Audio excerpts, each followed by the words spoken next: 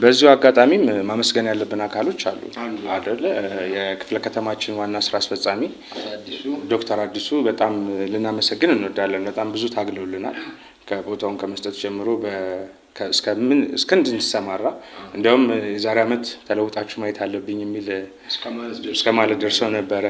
በተጨማሪም ጸጋዬ ወልደሰንበት ተወልጄ ያደግኩት እዚሁ ካሳንቺስ ምድር ላይ እዚሁ ሰፈር ነው።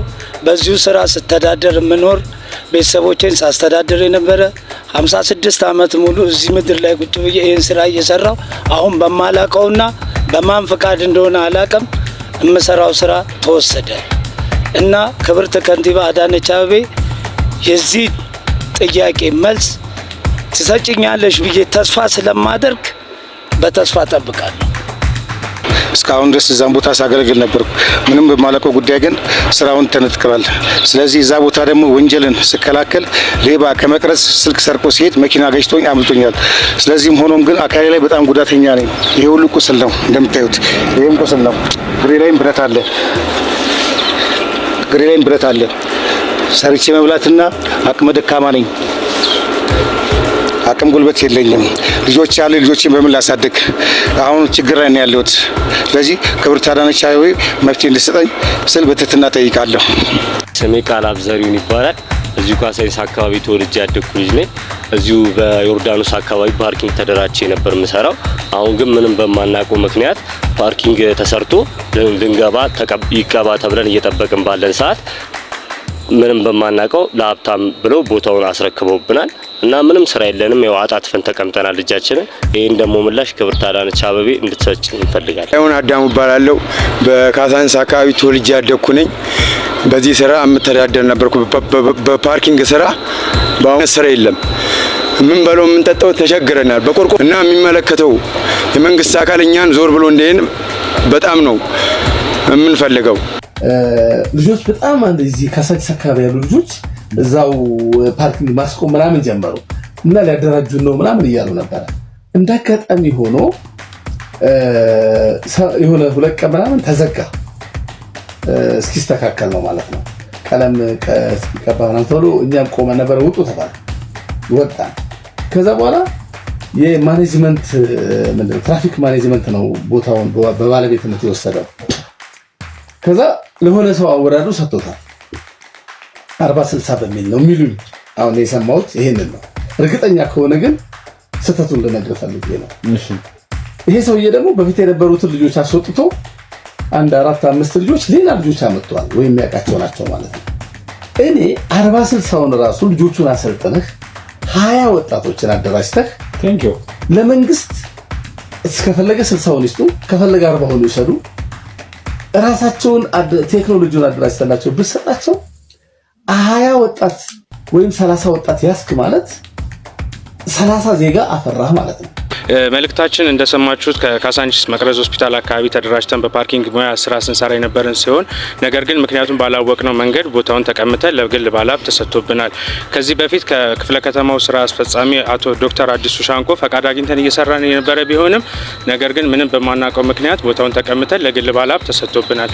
ምላሽ ለማግኘትም በሄድንባቸው ማንኛውም ቦታዎች የተሰጠን ምላሽ ቢኖር የከተማ አስተዳደሩ አጽድቆ በካቢኔ የተወሰነ ነው የተባልነውና ይህን ነገር ደግሞ ወጣቱ ወዴት ይሄድ? የተደራጀ 21 ወጣት አለ። በስሩ ደግሞ ብዙ የቤተሰብ አካል አለ። ስለዚህ ይህንን ነገር ደግሞ ምንም መፍትሄ ሊሰጠን አልቻለም። በየተመላለስን በሄድን ቁጥር ምንም የምናውቀው ነገር የለም። አንዱ ከአንዱ ላይ ራሱን እያሸሸብን ነው ያለው። ስለዚህ ይህን ነገር ኮፒ ሊንክ ሼር አድርጋችሁልን ክብርት አዳነች አቤቤ ጋር ከንቲባችን ጋር ደርሶ ትክክለኛውንና እውነተኛው መረጃ አግኝተን የእውነትም ከተማ አስተዳደሩ አጽድቆትም ከሆነ ሌላ ተለዋጭ ምን አይነት ዝግጅት ለእኛ እንደተዘጋጀ ወይም አቅጣጫ ተሰጥቶን እንድንሰራ ወይንም ባለንበት ቦታ ላይ ደግሞ ተደራጅተን እንድንሰራ እንዲደረግልን ስንል ነው የምንጠይቀው። ክብርት ከንቲባ ይሄ መልእክታችን ደርሶሽ ጥሩ ምላሽ ትሰጭናለሽ ብለን ተስፋ እናደርጋለን። እናመሰግናለን። ይድረስ መልእክታችን ለክብርት ከንቲባ አዳነች አቤቤ። ሰላም ጤና ይስጥልኝ የዩቲዩብ ቤተሰቦቻችን እንዴት ናችሁ?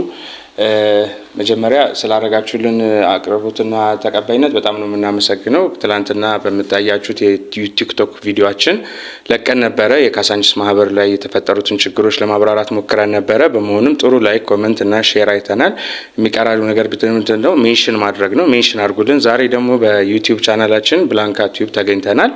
ልናስተላልፍ የፈለግነው ነገር ምንድነው? ከዚህ በፊት ስንናገር ወይም ትላንትና ቲክቶክ ላይ ወጥተን በተናገርንበት ሰዓት ሚዲያው ሲቀበል እኛም ተአማኒነታችን ወይም እውነተኛ መሆናችንን በምን ማረጋገጥ እንችላለን ለሚለው የነበሩንን ነገሮች ለማስረዳት ያህል አጥር ባለሽ ነገር እናስረዳችሁ።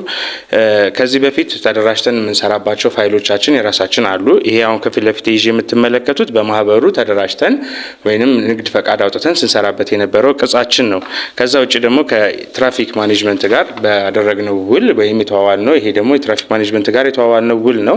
ባለ 8 እና 9 ገጽ ፋይል ነው። ማተብ አለው። ሁሉም ነገር እውነተኛና ትክክለኛ ነገር ነው። ይሄ ማለት ከኮሪደር ልማቱ ከመፍረሱ በፊት ስንሰራበት የነበረው ማለት ነው።